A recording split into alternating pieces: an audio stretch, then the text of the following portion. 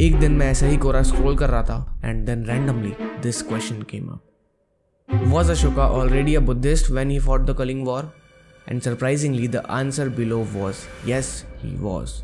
अब नीचे ही इसके एविडेंस थे जिनको मैं समझ ही रहा था, जितने में ही मुझे एक और वाइल्ड क्लेम दिखा that Ashoka killed 18,000 non-Buddhist even after accepting non violence. And believe me this time I was shocked because I don't know about you but मुझे तो बचपन से एक ही स्टोरी पता है कि अशोका ने एक डेडली कलिंग वॉर लड़ा था जिसमें लाखों लोग मरे थे, जिनको देख के उसका हृदय परिवर्तन हो गया था। उसने हिंदुइज्म छोड़ के बुद्धिज्म को अपना लिया एंड नॉन वायलेंस एक्सेप्ट कर लिया था। And I know these claims are exactly opposite of what we know. तो चलो लेट्स डिकोड कि क्या ये क्लेम्स बस हवा में या फिर अशोका की कहानी में सच में कुछ गड़बड़ है।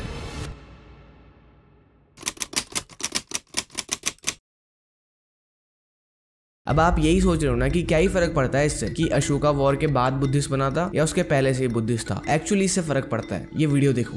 कि भाई इतना डिस्ट्रक्शन उसने किया, फिर उसने इतना उसको बुरा लगा and he said, oh I have to convert, I can't see all this thing. Just imagine what people would think what Hinduism is and what Buddhism is. अगर आप डीपली सोचोगे ना देन यू विल रियलाइज कि ये story जो कि हमें बचपन से बताई गई है is a soft way to tell that Hinduism is a bad thing जो कि बस वायलेंस सिखाता है। एंड बस यही नहीं, आगे मैं आपको अशोका की लाइफ के कुछ ऐसे डार्क एपिसोड्स बताऊंगा जिनको सुनने के बाद आप खुद बोलोगे कि हाँ यार कुछ तो गड़बड़ है। अब सबसे पहले I want to give a short disclaimer that this is not a biographical video of king Ashoka जिसमें मैं आपको बताऊंगा कि अशोका कब पैदा हुए, उनका एम्पायर कितना बड़ा था, एटसेट्रा एटसेट्रा। इंस्टीड इस वीडियो में I will specifically focus on these claims like वो 18,000 लोगों का मर्डर एटसेट्रा। हम इनके एविडेंस देखेंगे, दोनों साइड के आर्ग्यूमेंट सुनेंगे एंड देन साथ में ही कंक्लूजन बनाएंगे। बिकॉज टू बी ऑनेस्ट अभी मुझे भी नहीं पता कि ये क्लेम्स सच में सच है या फिर जस्ट एक वाइल्ड स्पेकुलेशन है। अब देखो I will tell you an interesting story जो कि बेस बनेगी फॉर आगे का video and I am sure story सुनने के बाद you will encounter a grey side of सम्राट अशोका जो कि बहुत कम लोग जानते हैं। स्टार्ट करते हैं।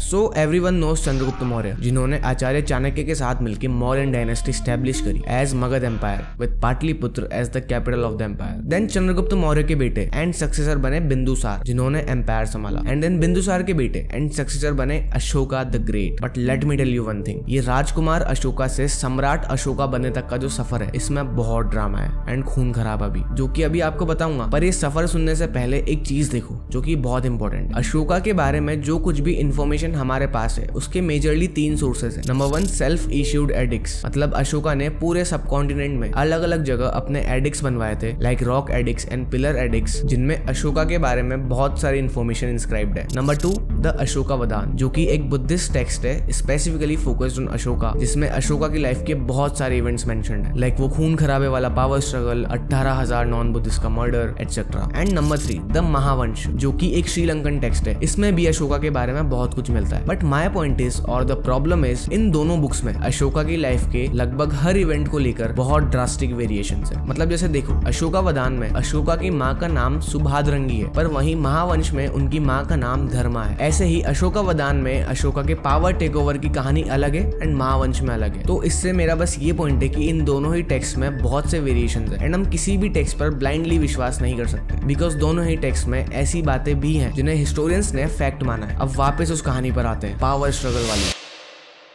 Now we were on Bindusara and जैसा कि मैंने बताया Ashoka was the son of Bindusara but Ashoka was not the only son, उसके बहुत से भाई थे। Ashoka वदान says there were 3 whereas Mahavamsa states that Ashoka के 100 भाई और थे। बट इन नंबर से ज्यादा इंटरेस्टिंग बात ये है कि Bindusara the king of Magadh does not like Ashoka at all and reason था उसका ugly appearance and that was one of the reason why Magadh का युवराज मतलब बिंदुसार के बाद होने वाला राजा was not Ashoka, it was his brother Sushima and इसीलिए ये कहानी इंटरेस्टिंग हो जाती है। अब वैसे तो there are many versions of it but I am telling you the one जो कि मोस्टली लोगों ने एक्सेप्ट किया है। तो देखो समय था 274 BC, आज से लगभग 2300 साल पहले, with Bindusara as king and Sushima as होने वाला किंग। अब होता क्या है कि मगध के नॉर्थ वेस्टर्न बॉर्डर्स में एक रेबेलियन स्टार्ट हो जाता है लाइक विरोध वगैरह and that is why Bindusara sends his favourite son Sushima to stop this rebellion. That means Sushima अब कैपिटल पाटलिपुत्र से बहुत दूर है। अब in the meantime Bindusara एकदम से बीमार पड़ जाते हैं और इतने बीमार पड़ जाते हैं कि उनकी उनकी मौत ही हो जाती है। सुशीमा को जैसे ही पता चलता है वो जल्दी से पाटलिपुत्र वापस आते हैं, जहाँ पर the bad boy Ashoka already power take over कर चुके होते हैं एंड यहाँ से ब्लडशेड चालू होता है। सबसे पहले अशोका ने बहुत ब्रूटल तरीके से मारा सुशीमा को, बिकॉज वो ही उसके लिए सबसे बड़ा थ्रेट था। एंड देन उसके बाद महावंश स्टेट्स दैट अगले 4 साल के पावर स्ट्रगल में अशोका एक एक करके अपने 99 भाई को मारता गया और बस अपने एक सगे भाई को छोड़ दिया। और यही नहीं, उसकी फैमिली में, एडमिनिस्ट्रेशन में जो भी लोग उसे एक पोटेंशियल थ्रेट लग रहे थे उसे भी मारता गया। And finally after all this in 270 BC he became सम्राट अशोका ऑफ मगध। अब ऐसा बोला जाता है कि 99 का फिगर एक एग्जैजरेटेड फिगर है, जिससे उस टाइम के राइटर्स का ये पॉइंट था कि भाई अशोका को मगध का राजा बनने से जिसने भी रोका उसको मरवा दिया गया। एंड आपको ये स्टोरी बताना इसलिए जरूरी था ताकि आपको पता चले कि अशोका ने ये सब भी किया है और वो पावर में आने और रहने के लिए कुछ भी कर सकता है, जो कि उस जमाने में नॉर्मल था। अब आगे देखो, ऑलमोस्ट सारे सोर्सेज ये कंफर्म करते हैं कि अशोका का अर्ली रूल बहुत ब्रूटल था, इसीलिए उसे उस समय के लोग चंड अशोक मतलब निर्दयी अशोक बोलने लगे थे। अब होता ये है कि around 261-62 BC Ashoka army invade करती है the Kalingan borders and the mighty war happens. Of course Ashoka जीत गया एंड उसी के इंस्क्रिप्शन बताते हैं कि इस वॉर में लाखों लोग मरे दोनों साइड के। एंड देन जैसा कि हमें बताया है, इतनी डेथ्स देखकर, इतना वायलेंस देखकर उसका हृदय परिवर्तन हो गया। अशोका एकदम सहम गया कि ये क्या कर दिया। And then Hinduism and violence छोड़कर Buddhism and non violence accept कर लिया। And this is exactly where controversy arises. Number 1 when conversion happened and number 2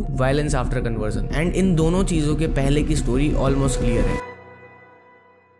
अब देखो, ऑथर संजीव सयाल के अकॉर्डिंग अशोका कलिंग वॉर के एटलीस्ट 2 साल पहले बुद्धिस्ट बन चुका था और ऐसा खुद अशोका के रॉक एडिक्ट्स बताते हैं। This is the book Ashoka by Charles Allen, जो कि एक बहुत रेप्यूटेड हिस्टोरियन है। ये बताते हैं कि 261 BC में अशोका ने कलिंग जीता, पर उसके ऑलमोस्ट 4 साल पहले 265 BC में वो ऑलरेडी बुद्धिस्ट बन चुका था। अब टू बी ऑनेस्ट, मुझे वो एग्जैक्ट रॉक एडिट जिसकी बात संजीव ने करी थी वो नहीं मिला, इसलिए मैं 100% श्योर नहीं हूँ, बट स्टिल मेरे को काइंड ऑफ लगता है कि ये सच है, because we simply can't ignore historian like Charles Allen. Now let's come on second thing, violence after conversion. अब देखो, एक थ्योरी है जो कि ये कहती है कि the real reason behind Ashoka's conversion is not कि उसका हृदय परिवर्तन हो गया था, दिल सहम गया था, etc. In fact, there was some politics of that time behind this conversion. And to be honest, मेरे लिए ये बात सेंस बनाती है, because अगर सच में Ashoka out of heart convert होता तो फिर क्यों हमें ऐसे मेंशंस मिलते कि बस एक छोटी सी पेंटिंग की वजह से, जिसमें पेंटर ने भगवान बुद्धा को जैन भगवान के सामने झुककर नमस्कार करते हुए दिखा रखा था, बस इस वजह से 18,000 निग्रंथ लोगों का मर्डर करवा दिया। क्यों हमें ऐसे इंस्क्रिप्शन मिलते हैं खुद उसी के एडिक्ट्स में, जिनमें अशोका कलिंग वॉर के बाद वहां के ट्राइबल्स को ये वार्निंग देता है कि अगर उन्होंने अशोका के ऑर्डर्स को फॉलो नहीं करा